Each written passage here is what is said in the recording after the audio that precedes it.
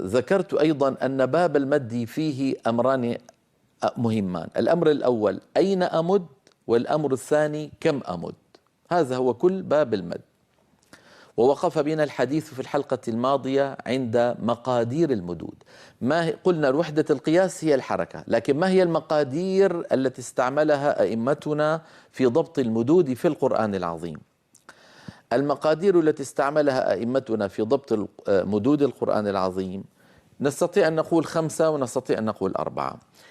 إن حسبنا القصر معها فهي 5 مقادير، وإن حذفناه للقصر يبقى عندنا 4 مقادير.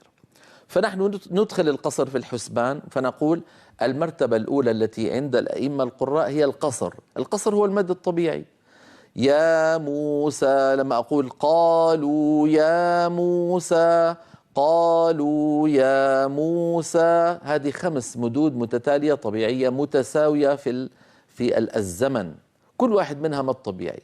فالمقدار الأول أن أمد كل حرف من هذه الحروف قالوا يا موسى بمقدار نطقي بحرفين متحركين متتاليين، يعني بمقدار حركتين. فهذا هو القصر. إن زدت على القصر مقدار حركة، يعني صار المد 3 حركات، ويسميه بعض الأئمة فويق القصر. لا يقولون فوق القصر، فويق، كناية عن أنه فوقه بقليل. فويق القصر يقولون 3 حركات، هذا هو المقدار الثاني.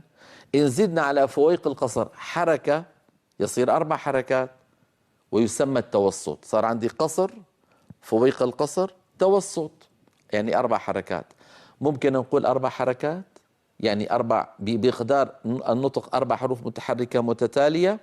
وممكن نقول ضعف الطبيعي، لأن الطبيعي اتفقنا بأنه حركة، بأن الطبيعية حركتان. فإن قلنا ضعف الطبيعي يعني 4 حركات.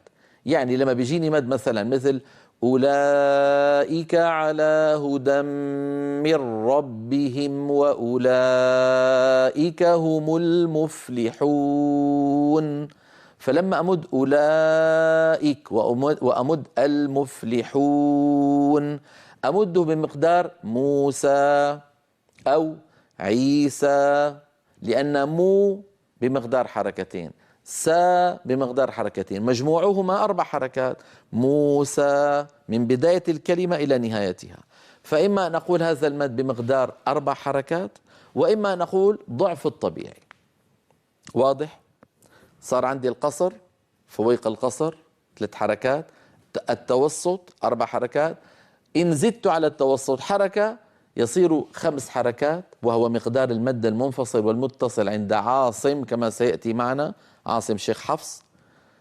ويسمى فويق التوسط. التوسط فويق التوسط، يعني فوقه بقليل.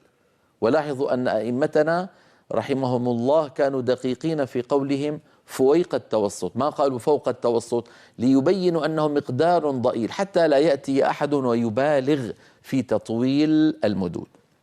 هذا المقدار فويق التوسط 5 حركات. إن زدت عليه حركة فصارت الحركات 6، هذا يسمى الطول، أو يقال له 3 أضعاف الطبيعي. إما أن أقول الطول، وإما أن أقول 3 أضعاف الطبيعي، لأن الطبيعي حركتين، فحركتين 3 مرات صاروا 6 حركات. يعني يا موسى، لما أقول أنا يا موسى هذا المقدار من أول ما نطقت إلى أن سكت، يا موسى مجموعه 6 حركات، لأن يا بمقدار حركتين، مو بمقدار حركتين، سا بمقدار حركتين، فمجموع الكل صار 6 حركات. فلما يأتيني مد بمقدار 6 حركات أو 3 أضعاف الطبيعي كقولنا ولا الضالين، الألف في ولا الضالين هذا مقدارها، ألف لام ميم. كم أمد لام، كم أمد ميم؟ 6 حركات، أو أقول 3 أضعاف الطبيعي، يعني بمقدار يا موسى. المدود مقادير منضبطة متبعة، فإذا قرأناه فاتبع قرآنه. وكم نهى الأئمة في كتبهم عن المبالغة في المدود. من جملة تلك التنبيهات ما ذكرته لكم الآن من قولهم فويق، حتى لا يظن أحد بأن هذا لو قالوا فوق ممكن الواحد يحسب أنه أكثر بكثير، لا، فويق يعني فوقه بقليل، لا تزد إلا قليلا. من هنا قال الإمام السخاوي رحمه الله تلميذ الإمام الشاطبي في قصيدته عمدة المفيد وعدة المجيد، قال في مطلعها: يا من يروم تلاوة القرآن ويرود شأوى أئمة الإتقان، لا تحسب، أول تنبيه قال لا تحسب التجويد مدا مفرطا. سبحان الله، يعني القصيدة كلها مبنية على التجويد 64 بيت، أول تنبيه قال لا تحسب التجويد مدا مفرطا. فكونه بدأ بهذا التنبيه دليل على أنه لمس من الناس في عصره مبالغات في المدود، وكم قلت لكم نهى الأئمة عن ذلك. نعم. فإذا المدود مقاديرها منضبطة: قصر، حركتين يعني، فويق القصر، توسط، فويق التوسط، طول، أو 3 أضعاف الطبيعي. ما قلته نستطيع أن نراه على اللوحة التالية في حلقة اليوم. قياس أزمنة المدود كما نرى على الشاشة. لأئمة القراءة في قياس أزمنة المدود 5 مقادير، هي: أولا القصر هو المد بمقدار حركتين كالطبيعي. المقدار الثاني فويق القصر هو المد بمقدار 3 حركات. المقدار الثالث التوسط هو المد بمقدار 4 حركات، يعني ضعف الطبيعي.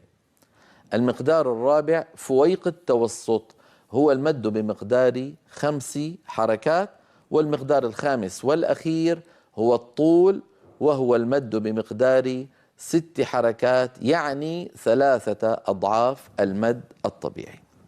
هنا أنبه على شيء أيها الإخوة. قد روينا ولله الحمد القراءة عن رسول الله صلى الله عليه وسلم بأسانيدنا المتصلة عن أشياخنا عن أشياخهم إلى رسول الله صلى الله عليه وسلم. روينا سرعة التلاوة بثلاث سرعات. السرعة الأولى بطء، أو إن شئت فقل ماشي بطء. السرعة الثانية توسط. السرعة الثالثة سرعة. أما البطء فسماه علماؤنا التحقيق، يعني قراءة بطيئة. بسم الله الرحمن الرحيم، الحمد لله رب العالمين. والأسرع منها يسمى قراءة، هذه التحقيق والبطء. السرعة اللي بعدها الأسرع منها اسمها التدوير، سرعة وسط. بسم الله الرحمن الرحيم، الحمد لله رب العالمين. السرعة الأخيرة الحدر، وهي السرعة نعم، يعني سرعة، هذه المرتبة اسمها الحدر، هكذا: بسم الله الرحمن الرحيم، الحمد لله رب العالمين، الرحمن الرحيم، مالك يوم الدين، إياك نعبد وإياك نستعين. لاحظوا لما تكون القراءة في مرتبة التحقيق يعني البطء، الحركة يعني نطق الحرف المتحرك يكون له طول معين، وبالتالي إذا بدي أخذ من هذا المقدار الحركة الواحدة 6 حركات حيكون طولها مثلا هكذا. لكن لما بقرأ بالتدوير وأسرع قليلا الحركة ما عادت هكذا، الحركة الواحدة صارت هكذا، انضغطت، وبالتالي 6 حركات منها لن تكون بطول ال6 حركات الأولى. لاحظتم؟ كذلك الأمر بالنسبة للحدر. لما أقرأ بالحدر زمن الحركة حيكون أقصر، الحركة الواحدة، لأن القراءة سريعة، وبالتالي لما باخذ هذا المقدار وأضربه ب6 حيكون بهذا الطول، بالتدوير حيكون بهذا الطول، بالتحقيق حيكون بهذا الطول، وهذه اسمها 6 وهذه اسمها 6 وهذه اسمها 6. ليه؟ لأنني أخذ مقدارا فأضربه ب6 وليست المقادير هذه متساوية. إذن أستطيع أن أقول بعبارة أخرى: إن زمن المدود متغير بحسب سرعة القراءة. فالقراءة البطيئة زمن المدود فيها أطول من القراءة التي فيها تدوير، والقراءة المدورة زمن المدود فيها أطول من زمن القراءة في الحدر، في المدود في الحدر، لأن زمن الحركة الواحدة يختلف. إذن ميزان ضبط المدود ميزان مرن يتناسب مع سرعات القراءة الثلاث، اللي بيسموه علماء التجويد مراتب القراءة. مراتب القراءة يعني سرعات القراءة. إذن ليس ضبط المدود بقياس جامد. ما فيني أنا وعم بقرأ قراءة سريعة جيب ميزان طويل ممطوط ودخله، بيطلع نشاز، منظره نشاز وصوته نشاز. لازم الميزان يكون مشتق من نفس سرعة التلاوة. هذا فائدة هامة خذوها. وهذا أيضا مما يبطل ما ذكرته في الحلقة الماضية مما شاع في المئة الأخيرة من السنين من قولهم إن الحركة حركة الأصابع، لأنهم يجعلونه مقياسا جامدا، لأنهم قالوا حركة الإصبع قبضا أو بسطا بحالة وسطى، بس حركة الإصبع قبضا أو بسطا بحالة وسطى، فإذا هو مقياس جامد مهما كانت سرعة القراءة. هذا لا يتناسب. دائما القراءة إما تكبر كلها وإما تنضغط كلها. أما جزء منها ينضغط وجزء يبقى كبير، بصير منظر مثل إنسان يعني كان طفلا صغيرا فيداه ورجلاه متناسبة مع جسمه، ثم هو كبر وبقيت يداه ورجلاه قصيرتان. منظر شاذ، منظر ما هو طبيعي. الإنسان لما يكبر كله ويتمدد كله ويطول كله. وهكذا قراءة القرآن العظيم مبنية على التناسب. هذا ما قلته نستطيع أن نراه على اللوحة التالية التي تنبه على هذا الأمر المهم في باب المدود. تنبيه: